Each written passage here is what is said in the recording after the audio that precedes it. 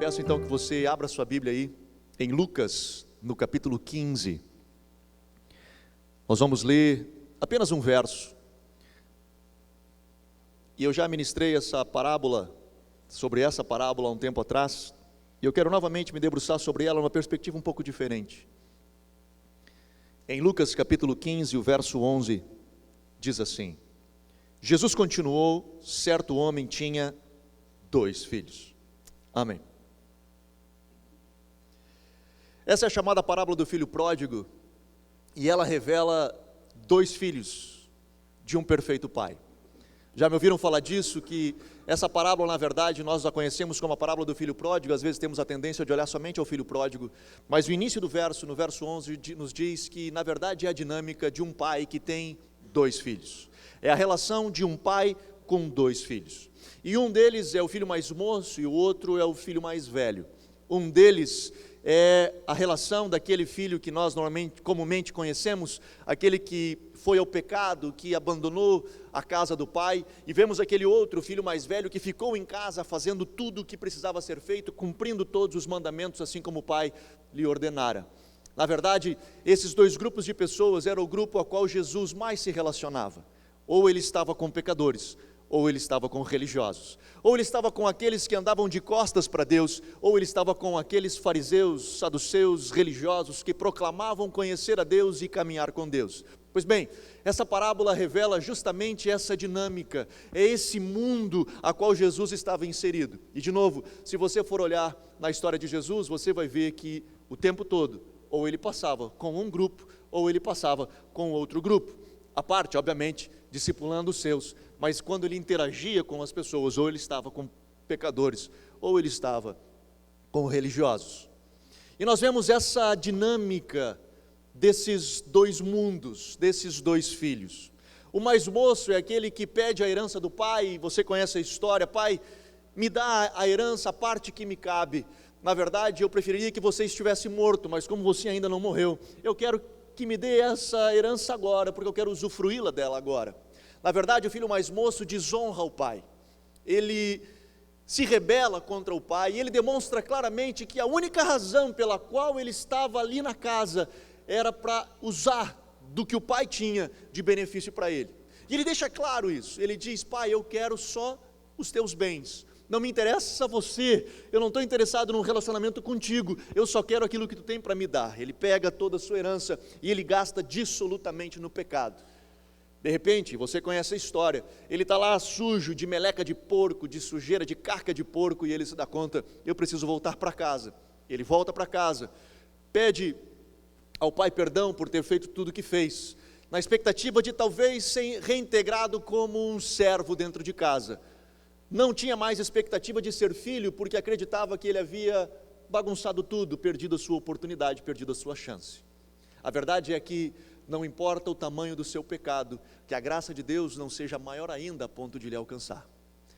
A graça de Deus, ela é tão grande, que ela vai lá na pior da sua situação, para lhe transformar. Quando o pai lhe vê, o abraça, o beija, troca logo as suas vestes, tira aquele cheiro nojento do pecado, coloca um anel da família e diz: vem, vamos celebrar. E separa um banquete, prepara um banquete para esse filho. Logo chega o mais velho, aquele que em casa estava, e igualmente se rebela com o pai, não querendo entrar na festa que o pai havia preparado para o seu filho, para aquele a qual estava perdido e foi achado, estava morto e reviveu.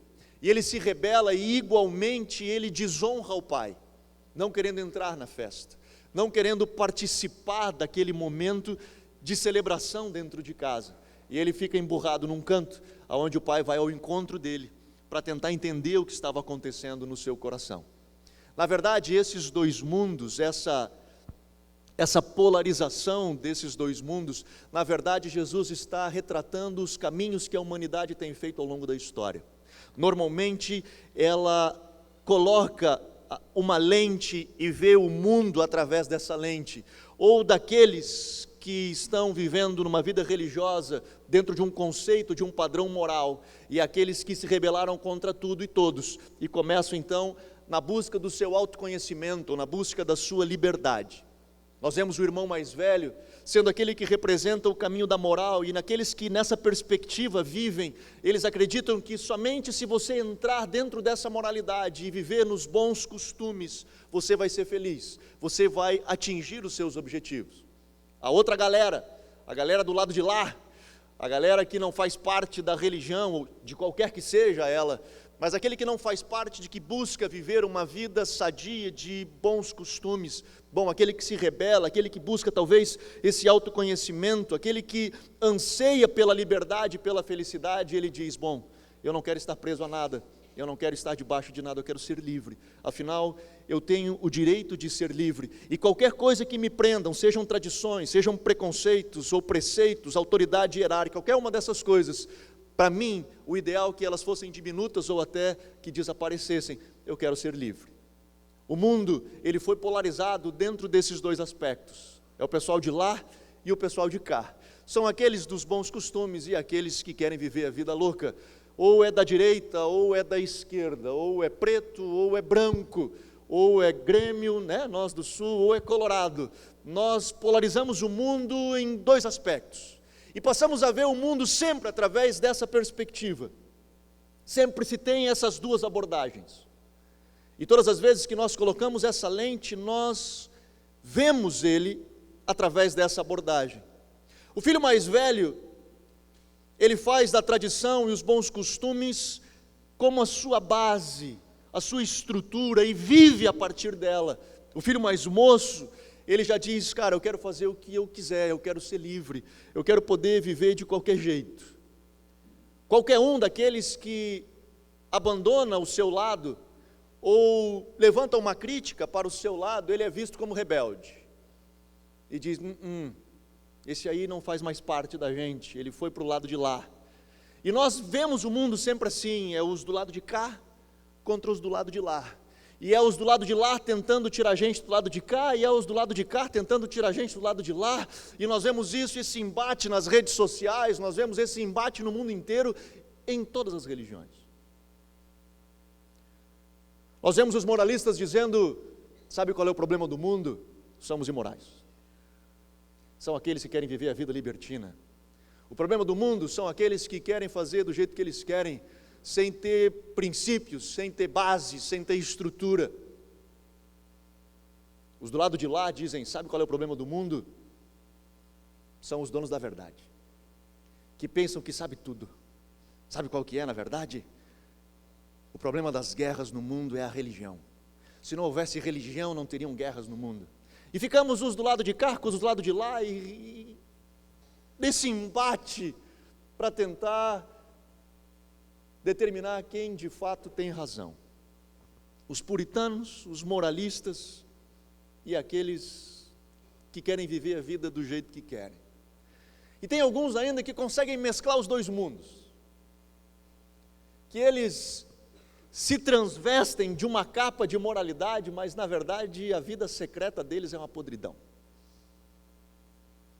Que eles constroem uma estrutura de filho mais velho, de fazer tudo correto diante das pessoas e de uma multidão, mas na verdade lá no íntimo o que se revela é o filho mais moço. E isso nós vemos nos noticiários, pessoas que a gente não acredita, envolvida com pedofilia, envolvida com tantas outras situações, que a gente diz, como assim?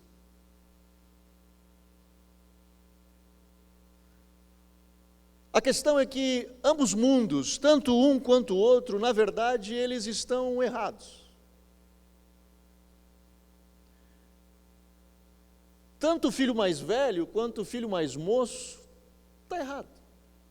São mundos de perspectivas que estão distantes do Pai. Mas na parábola de Jesus, algo interessante é que Jesus revela que quem acaba ficando fora da festa não foi o filho mais moço, o filho mau. Na verdade, foi o filho bom. Quem acaba não participando daquele momento é o filho bom. E ele não participa da festa justamente porque ele guardava todos os mandamentos. Olha que coisa doida. A dificuldade dele participar da festa, do banquete que o pai estava preparando, não era por causa da sua iniquidade, era justamente por causa da sua retidão. Era por ele fazer tudo certo, é que ele não pôde entrar na festa. Olha que coisa doida. E não era nada contra o pai, era dentro dele, era no coração dele, porque na cabeça dele ele construiu algo. Bom, se eu fizer tudo certo, eu mereço. Ele constrói o conceito da meritocracia, ele constrói o conceito de que se eu fizer tudo certo, eu vou receber algo do pai. Assim como o filho mais moço se rebela e está longe do pai, e desonra o pai quando ele pede os bens, e ele literalmente revela de que ele não está preocupado com uma comunhão com o pai, ele está preocupado na verdade com o que o pai pode fazer por ele. O filho mais velho, quando faz isso, ele revela exatamente a mesma coisa.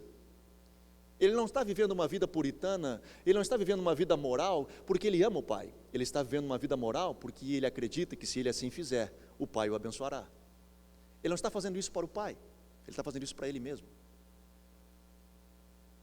E por isso ele não acredita: como pode eu estar fazendo tudo o que eu estou fazendo e o meu vizinho que é safado prosperar e eu não? Como pode eu estar na igreja há tanto tempo, fazendo tudo certinho, me guardando, e acontecer isso comigo que aconteceu? Porque na cabeça dele, do filho mais velho, se ele faz tudo certo, se ele corresponde à expectativa dessa divindade, seja ela qual for, de qualquer religião, se ele corresponde a essa expectativa, essa divindade, ela tem que abençoá-lo. Ele, na verdade, ele está aqui, vivendo a sua vida puritana, tentando manipular a divindade, para que ela corresponda à sua própria expectativa. E esse filho mais velho acaba ficando fora da festa, de novo, não por causa da sua iniquidade, mas por causa da sua retidão. A sua retidão não lhe permitiu celebrar com seu irmão que estava perdido e foi achado, estava morto e reviveu, porque ele se achava superior a ele. Eu não sou igual a ele. E portanto eu não me permito estar junto com ele. Não é justo o que o pai está fazendo.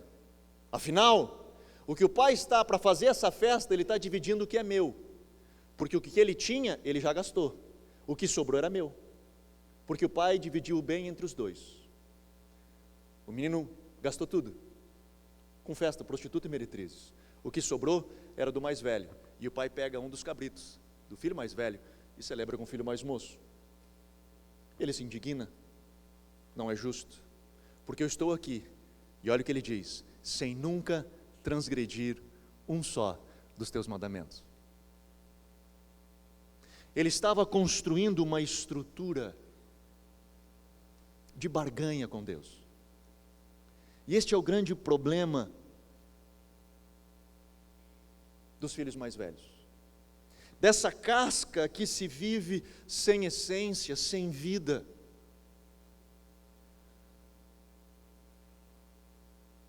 Eu arrisco dizer de que, muitas das vezes, quando nós vemos jovens que se criaram na igreja, e vão para as faculdades e lá ouvem qualquer porcaria de professor qualquer, eles mudam a sua cabeça e voltam acreditando num monte de besteira, de bobagem.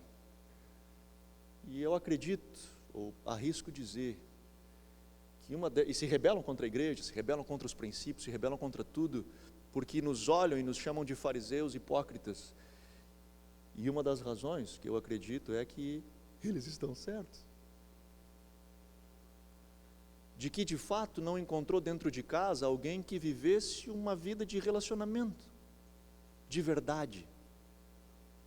Eu não estou julgando, não estou querendo apontar, não é o meu objetivo, mas às vezes olha ao redor e não encontra pessoas que de fato ele diga: mas isso é verdadeiro.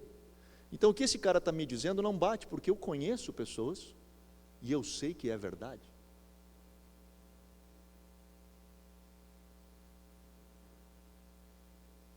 Acaba sendo muito sério esse contexto do filho mais velho. Jesus, ele traz duas realidades, dois caminhos. Aquele que está literalmente perdido e sabe que está perdido, e ele está longe de Deus e sabe que não quer saber do Pai. E aquele que está com o Pai, mas está igualmente perdido, porque não está vivendo em comunhão, não está vivendo num relacionamento de intimidade. Mas sabe qual é o pior? De novo, ambos estão perdidos, né? Ambos estão perdidos. Não é que Jesus está defendendo um, está defendendo o outro. Ambos estão perdidos. Ambos estão distantes do Pai. A diferença de um que está totalmente perdido é que ele se dá conta de que está perdido. E ele diz: eu estou mal.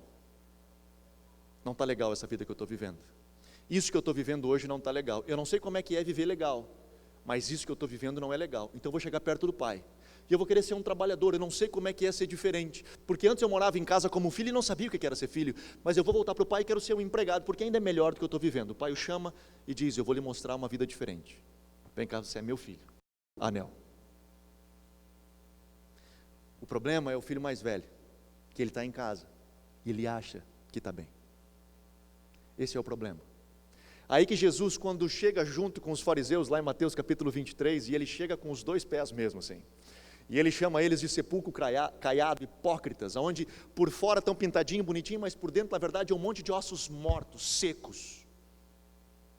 Ele diz: sabe qual é o problema de vocês? É que vocês saem para fazer prosélitos, ou fazer proselitismo, converter gentios ao judaísmo, e vocês fazem com que essas pessoas que são gentis se convertam ao judaísmo, que o estado delas seja 2 vezes pior. E por que são 2 vezes pior? Justamente por isso, porque antes eles sabiam que eles eram perdidos, agora eles acham que estão certos e continuam perdidos. Esse talvez é o pior estágio, daquele que acha que está certo e está perdido, que não está conseguindo de fato conectar com o Pai. Ele se conecta bem com a religião, mas a sua relação com Deus, essa polarização, ela é muito ruim. Tem alguns sinais, e eu gostaria de compartilhar com vocês algumas características de irmãos mais velhos. A primeira delas que eu queria compartilhar é essa. Quando a nossa vida, nós que somos irmãos mais velhos, ou daqueles que são irmãos mais velhos, quando a nossa vida não é a que queremos, não ficamos apenas tristes, nós ficamos com raiva. Brota dentro de nós algo, assim como o menino mais velho, o irmão mais velho. Ele não só ficou triste, ele estava com raiva, ele estava bravo, porque o seu irmão estava recebendo uma festa e ele não. Os irmãos mais velhos ficam perguntando: por que ele e não eu?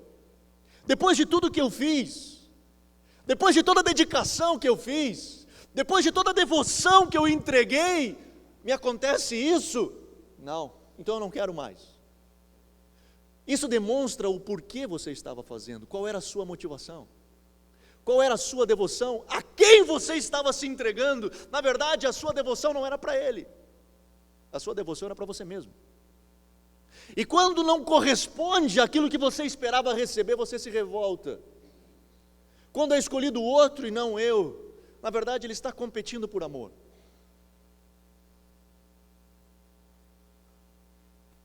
Por que ele foi escolhido e eu não? Por que está acontecendo essas coisas com aquela pessoa e eu não estou recebendo a mesma coisa? Irmãos mais velhos são incapazes de lidar com o sofrimento, pois eles acreditam realmente que a sua devoção, o resultado dela deveria de ser outro. Ele diz: eu estou aqui sem nunca transgredir um só dos teus mandamentos. Então não pode acontecer algo ruim comigo, porque afinal eu estou me protegendo.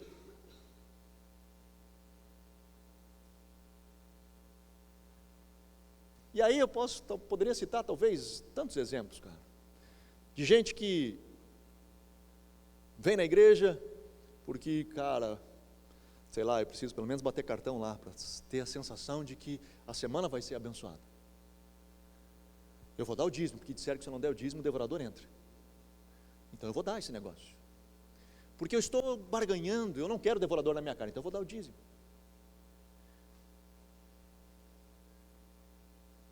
E aí nós vemos isso se proliferando, nessa construção de que eu faço algo na expectativa de que essa divindade a qual eu sirvo, ela me abençoe, ela corresponda comigo. Irmãos mais velhos, quando algo dá errado, ou a oração não é respondida, eles começam a se questionar: eu devo estar em pecado, eu devo ter feito alguma coisa errada, não pode ser certo, eu pisei na bola em algum momento, porque isso não poderia estar acontecendo comigo. Irmãos mais velhos têm dificuldade de lidar com a crítica de terceiros. A crítica, ela acaba, a crítica, ela arrebenta. Toda vez que a crítica bate, ela é muito pesada, ela é muito forte. Afinal, o filho mais velho, ele vive no desempenho, ele vive baseado no desempenho, ele vive baseado na sua performance, ele está construindo uma vida de desempenho, de performance diante de Deus. Então quando a crítica vem, para ele é muito duro, é difícil de ouvir. Quando faz algo errado, a sua consciência o atormenta por muito tempo, mesmo depois dele ter se arrependido. O Espírito Santo fala conosco quando nós erramos, e é próprio, é do Senhor isso, e nós choramos o nosso pecado, e batemos no nosso peito, nos derramamos diante do Senhor. Mas o irmão mais velho, o filho mais velho, ele levanta dali e a sua consciência continua o atormentando, porque a sua relação com Deus não está baseada naquilo que Jesus fez por ele, mas sim naquilo que ele faz para Jesus. O conceito dele de relação com Deus não está baseado na cruz, na graça, mas está baseado no seu desempenho, na sua performance, e por isso ele sofre demasiadamente quando ele erra, e a sua consciência fica constantemente o atormentando. Mas existem dois pontos que eu acho que são cruciais dentro da vida de um filho mais velho ou de um irmão mais velho. Dois. O primeiro deles, os irmãos mais velhos têm uma vida de oração árida. Alguns até têm vida de oração porque são disciplinados, porque acreditam que se eu fizer tudo certo, se eu corresponder com a expectativa de Deus, Ele vai me abençoar. E portanto ele tem uma estrutura de vida de oração. Ele tem uma estrutura onde ele para e vai orar. Mas essa oração, ela é seca, ela é árida, ela é mais uma petição, ela é mais um mandar mensagens aos céus, do que de fato uma vida de comunhão, aquela coisa viva, aquela coisa cheia de energia. Ela é oca. Muitos deles, na verdade, não têm uma vida de oração, e eles só vão orar quando o sapato aperta, quando estão precisando de algo, e aí lembra, eu preciso orar, e eles vão orar, e diz: Deus, eu preciso disso, eu preciso daquilo, eu preciso daquele outro. E isso justamente revela a nossa intenção de manipular Deus, o nosso anseio de manipularmos o coração de Deus. Eu vivo a minha vida do jeito que eu quiser, mas quando eu preciso, eu chego: Pai, eu preciso que Tu faça algo para mim. E a segunda coisa que eu acho extremamente importante, dentro desse conceito do filho mais velho, é que eles têm um olhar de superioridade. Ele olha para o filho mais moço, conversando com o pai, e diz assim: esse teu filho aí, não é o meu irmão, é esse teu filho aí, porque eu não posso ser comparado com ele, porque eu sou diferente, eu sou melhor que ele, eu tenho vivido uma vida justa, eu vou na igreja, eu cumpro com os mandamentos, eu faço tudo o que pedem para que eu faça, eu sou um bom filho. E esse olhar de superioridade, ao meu ver, ele hoje tem justificado um bocado de coisa.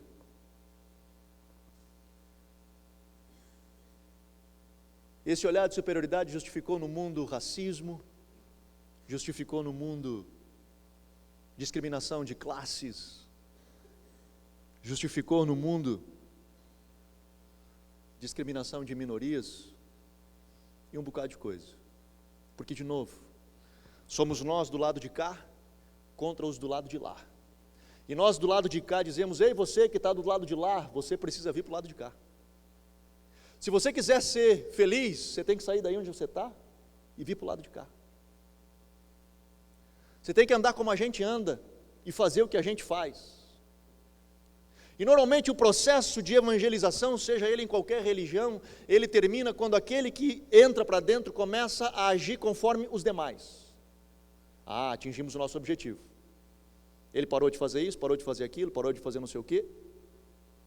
E nós, na nossa compreensão, bom, ele está apto a fazer parte do nosso bando, a caminhar conosco. Só que esse olhar de superioridade justamente revela esse coração de órfão, esse coração de filho mais velho, de distante do pai, o coração daquele que fica fora da festa, daquele que fica distante do banquete, que está acontecendo uma festa do pai ali, mas eu não consigo entrar justamente porque eu não me sinto apto. Afinal, eu sou tão bom para estar vivendo esse negócio. Se você andar um pouquinho mais para frente, no capítulo 18 de Lucas, Jesus conta uma outra parábola. E no verso 9, olha como Jesus inicia essa parábola. Jesus disse essa parábola a alguns que confiavam em si mesmos. No verso 9, crendo que eram justos e desprezavam os outros. Ele diz: 2 homens subiram ao templo para orar. Um era fariseu e o outro era cobrador de impostos. O fariseu, posto em pé, orava consigo dessa maneira: ó Deus, graças te dou, porque não sou como os demais homens. Eu estou do lado de cá. Eu estou do lado de cá da força. Eu estou na parte da luz branca. A galera está lá nas trevas. Eu estou na parte da luz. Vem para a luz. Ele diz: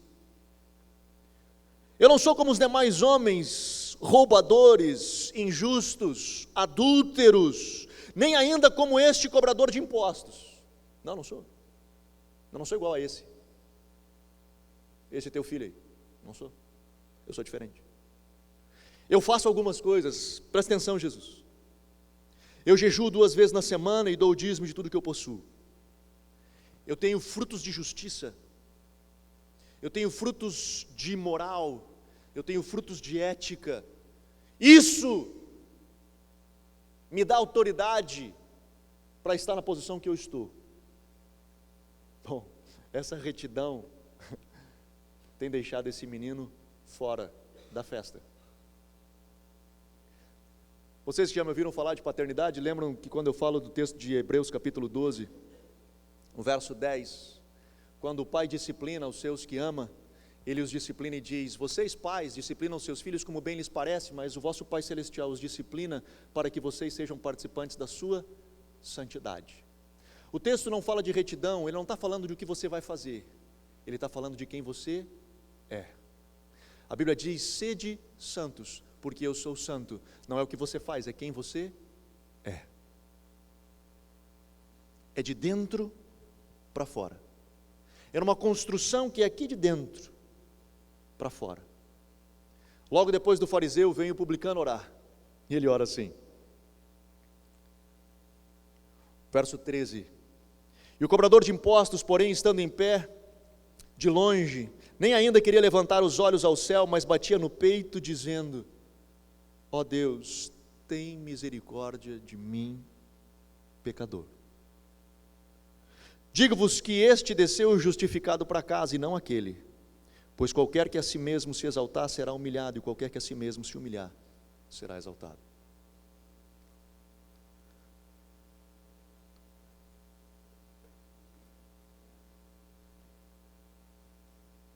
Nós vemos dentro, e esse tem sido talvez o grande quê das discussões.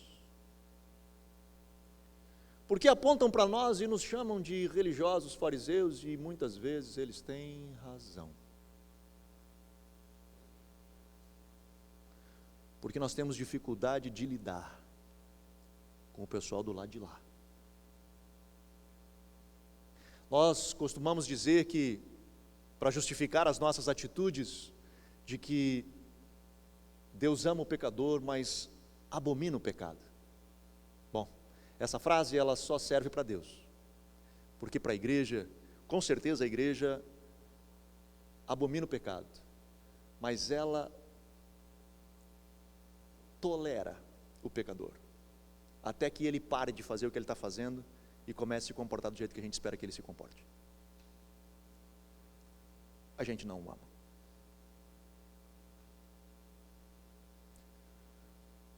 Alguns anos atrás começamos a fazer um trabalho nas ruas e começamos a trabalhar com prostitutas, com homossexuais, travestis, e íamos simplesmente para amá-los, íamos simplesmente para estar com eles.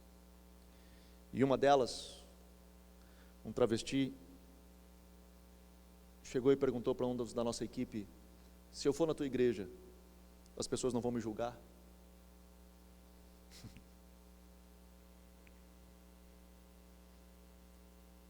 E a líder da equipe, de forma muito sábia, ela disse: posso ser sincero contigo? Provavelmente vão. Mas vai ter um povo que vai te amar. Vai ter um povo que vai estar ali por ti. E vai te abraçar e vai te acolher. Quando Jesus é chamado de amigo de pecadores, nós achamos muito bonito. Achamos que é um bom apelido para se dar a um homem como ele. Afinal, ele era achegado. Mas na verdade esse apelido não veio como uma homenagem a Jesus, veio como uma crítica a Jesus, porque ele sempre andava com pecadores. Se você voltar um pouquinho, lá no capítulo 15, volta, antecipa de volta.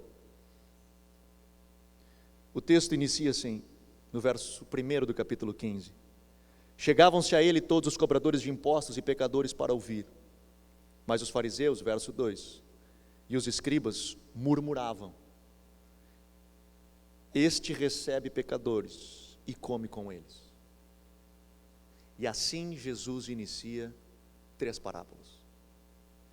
Em resposta aos fariseus, em resposta aos irmãos mais velhos, Jesus inicia 3 parábolas.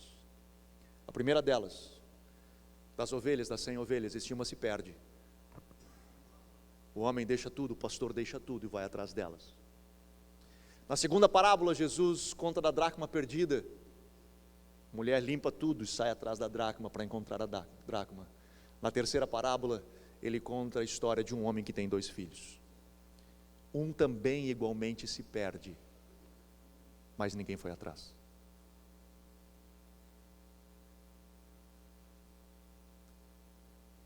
E eu acredito que a expectativa de Jesus quando conta essa parábola era justamente para mostrar aos fariseus que a responsabilidade de correr atrás deles era sim do irmão mais velho.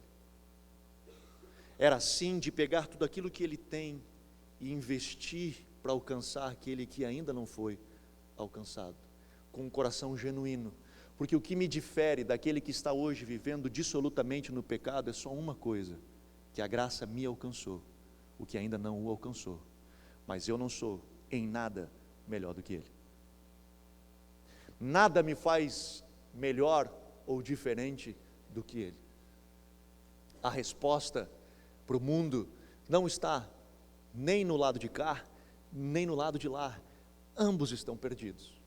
Quando Jesus conta essa parábola, ele encerra o seu discurso nessa luta entre pecadores e religiosos para dizer o seguinte: existe um caminho só, e esse caminho não é continuar ou no pecado ou numa vida de religiosidade. A resposta na sua última parábola é: você precisa conhecer o Pai. O Pai é a resposta para você. Através de mim, Jesus, eu lhe mostrarei o Pai. Eu sou o caminho, a verdade e a vida, e ninguém vai ao Pai Eu estou aqui para te mostrar um novo caminho.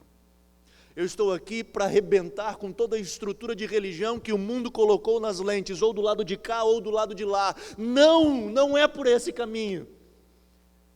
Eu estou aqui para te trazer um outro caminho. O mundo continua insistindo no caminho da religião. O mundo continua insistindo na estrutura ou dessa ou daquela religião, ou daquela religião, ou daquela religião. Jesus disse, não. Só existe um caminho. Através de mim, aonde você vai chegar ao Pai. Mas sabe qual que é a coisa mais séria? E o que me preocupa, voltando ao que eu falei no início, quem ficou fora da festa, não foi a galera que está lá perdida, porque ele sabe que está perdido, cara. Quem ficou fora da festa é aquele que acha que está, e que não está. Aquele que acha que está bem, mas na verdade ele não está conseguindo viver esse relacionamento com Deus. Porque não é na religião, não é no cumprir tarefas, não é no corresponder com expectativas. Na verdade, cristianismo é Emmanuel, é Deus conosco, é um Deus que habita dentro de mim, é um Deus que quer se relacionar comigo. É isso que se expressa o Evangelho de um Cristo, Deus vivo, que habita dentro de mim, Cristo em vós. A esperança da glória. E a gente fica pensando, e aí? Será que eu sou o filho mais velho? Será que eu sou o filho mais novo? E não sei você, mas eu acho que todos nós chegamos à conclusão de que a gente tem um pouquinho de cada, né? Só entre nós e o pessoal da internet.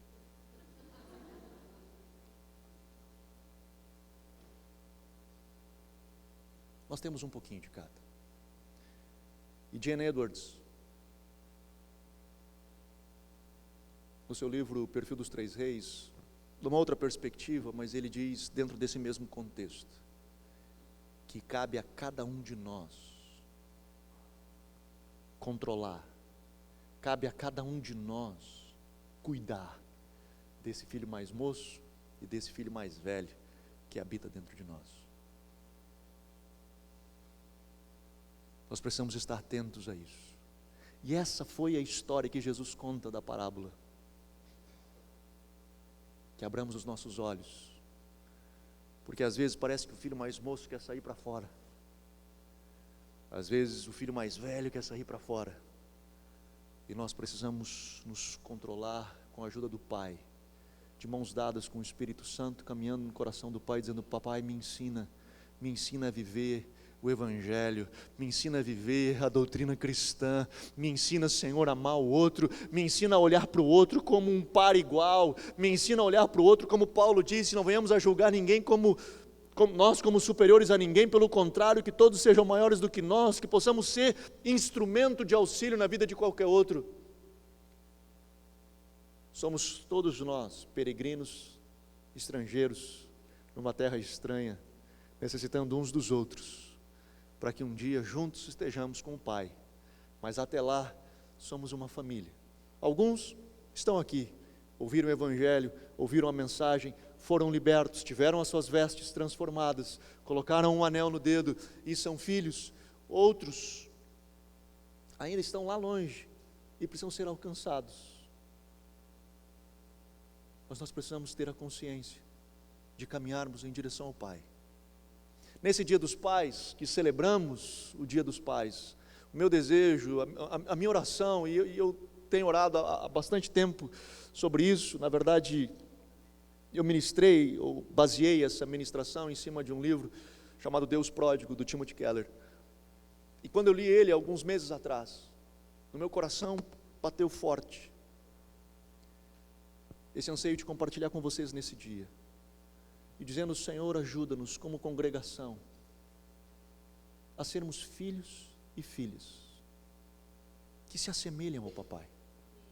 E que possamos ser filhos e filhas que sim, possam olhar para o lado e ver que existe alguém do meu lado que precisa ser alcançado. E que eu possa me debruçar sobre ele. E que o fato de eu estar do lado de cá por ter ouvido uma mensagem e ter a minha vida transformada não me faz melhor do que ninguém. não me coloca numa posição melhor do que ninguém,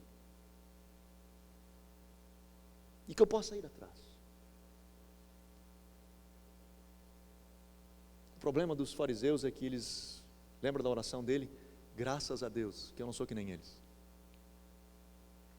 E às vezes nós, como igreja, que temos a resposta, que temos o Evangelho, que temos o Cristo vivo que nos transforma, às vezes nós estamos felizes, simplesmente pelo fato de que não somos como eles. Só que o papai espera um pouquinho mais da gente. Ele espera que nós venhamos a sair daqui e venhamos ir ao encontro dele e dizer: cara, eu posso te ajudar. Talvez eu não tenha muito, mas o que eu tenho é bem mais do que você tem. Eu posso mudar a tua história. Que sejamos filhos, que conheçam o caminho do trono, que sentem no colo do Pai, que tenham intimidade, que sejamos uma igreja viva, que sejamos uma igreja vibrante, que sejamos uma igreja onde a vida de Cristo, a seiva da videira, cruze por nós. E aí o texto de João capítulo 15 diz: então daremos muitos frutos. Amém? Vamos ficar de pé. Nós estamos vivendo um tempo muito importante na história. E como igreja, nós estamos vivendo um momento importante na nossa história.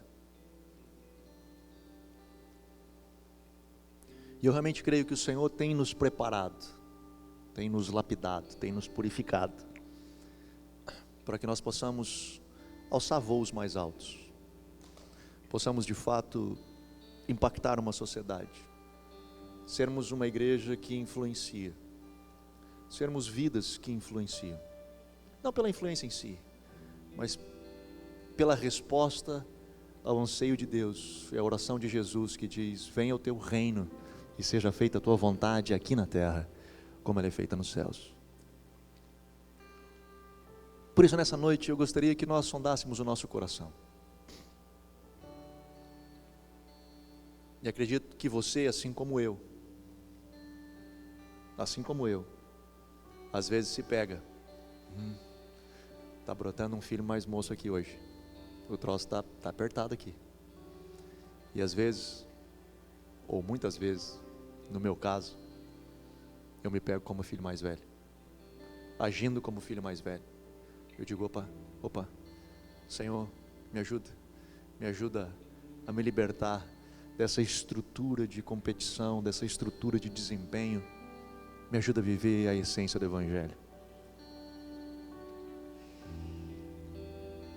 Ore ao Senhor, se coloque diante do papai. Hoje é um dia especial, é o dia dos pais. E esse é um bom momento de você se encontrar com o seu pai, de dizer: papai, eu estou aqui, eu quero sentar no teu colo, eu quero olhar nos teus olhos, eu quero poder ser amado por ti, simplesmente ser amado por ti, simplesmente ser abraçado por ti. Sê conosco, em nome de Jesus. Aleluia. Papai, eu oro nessa noite e coloco, Senhor, os teus filhos e filhas diante de ti. Papai, eu oro, Senhor, que nós venhamos a ter uma vida cristã intensa contigo. Senhor, que a nossa fé seja uma fé viva, que a nossa fé seja uma fé, Senhor, não de um filho mais moço ou de um filho mais velho, mas que seja, Senhor, uma fé de construção contigo, de uma fé, Senhor, de um relacionamento íntimo contigo. Papai, que nós não venhamos a ficar transitando entre um ou outro, mas que possamos, Senhor, viver em intimidade contigo. Papai, o que o mundo precisa, Senhor, o que as pessoas lá fora estão precisando, não é, Senhor, de uma nova igreja ou de uma nova religião. O que as pessoas lá estão precisando são de pessoas que te conheçam, de que conheçam, Senhor, o caminho do trono, de que, Senhor, aonde a tua presença é viva, que a tua presença é eficaz, aonde, Senhor, tu te manifesta na essência de quem tu é. Ajuda-nos, Senhor, a vivermos essa vida intensa contigo, de um coração, Senhor, aberto para ti.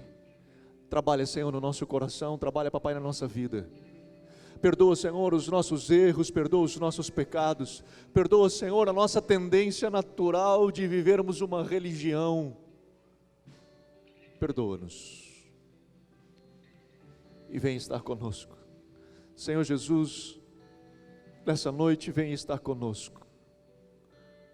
Ó Pai, a resposta está em Ti, a resposta está no Pai, e nós queremos, Senhor, Te encontrar com toda a Tua essência, em nome de Jesus, em nome de Jesus, aleluia.